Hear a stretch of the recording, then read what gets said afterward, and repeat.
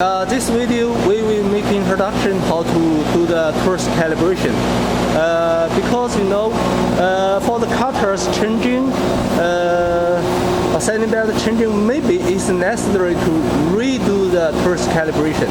Because especially for this machine, it's disassembly for shipment. After the user receives the machine and reinstall this part, maybe the cutters have some little difference. It will need to do the torus calibration. Okay, now we will show how to do it. Firstly, we will start the CNC software and make all of the axes to go back to the reference place. Okay, this button for the reference place button. After we press it, the machines will go back to the reference place for each spindles and the table. Okay. After let the machine go back to the reference place, we can use this control box and control each spindles to get the torus calibration exercise and from the CNC software, and we input this data to the torus information in the CAM software. Okay, now firstly we select the axis we want. For the table, X is the table, we will feed it, okay? And we can select the slow feeding rate, okay?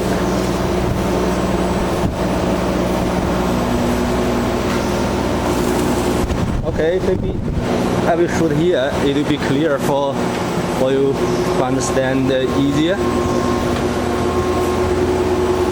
Okay, we can control the buttons on the control box that feed the head. Okay, now we just get this face for the first cutter.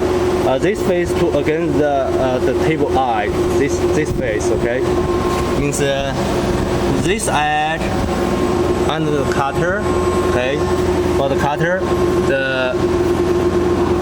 the highest point. Okay, we get the highest point. And for this cutter and against the table edge, let them to at the same level. Okay.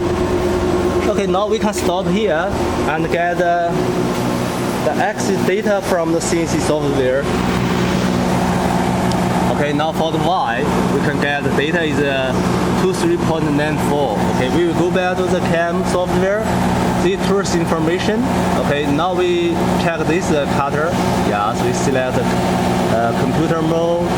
Okay, we can get first the Y data and change this number. Okay, for the second one, it will be calculated by this number plus the torus diameter. Because our torus diameter is 130, so the torus diameter plus this number to get this one. Okay.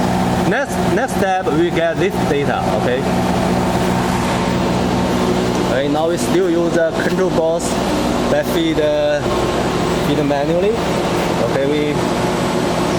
Slow. We can use a slow speed and select the table. Okay. We feed it forward and backward by the two buttons. Okay. We can check the face. Okay. Here is stop. Maybe I can check here. Okay, we can check. Yeah, for this edge, table edge, and okay, for this cutter. Okay, to let both at the same level. This cutter and this table edge to at the same level, and we stop here and get the data from the CNC software. Okay, this one. Yeah, for the X is 898. Okay, we know this number and go back to the CAM software. Yes, we can change the data here. Then we press OK. Then we finish the first cutter torus calibration. Next one, we can do the other step by step. Next one, I want to show a sanding belt. Okay. Okay, after the first cutter calibration, we will do a real production. For example, we can prepare a program and make a straight face milling. For example, in the drawing, maybe I want to milling a face from here to here will be 190. Okay, the drawing says is distance is 190 millimeter. After we do the real production by the cutter, we will measure it. Okay. After we measure it, if the produced product the distance is smaller or bigger than the drawing size, we need to correct here. Yeah. Okay. Yeah. We need correct here. Yeah. For example, our drawing distance is 190. If the product real size is 180, so there is 10 millimeter difference. So we need add 10 millimeter here and also add 10 millimeter for this one. Okay. So that is a method. You can do it. You can make a try and do it. Okay. Okay. Now we will make introduction how to do the calibration for the standing belt. For the standing belt, when we do this one, we need it will be a little complicated. We cannot use a standing belt to do the calibration. We have to use a hard cutter. Okay, we need to change the spiral cutter onto this window and do the first calibration like the first cutter. Okay, after corrected and calibrated, all sizes is okay. We can change back the sanding roller and sanding belt. Now is correct. Okay, so this is a method how to do the calibration for the cutters and the sanding belt. Okay, please remember for the sanding belt calibration cannot do directly by the sanding belt.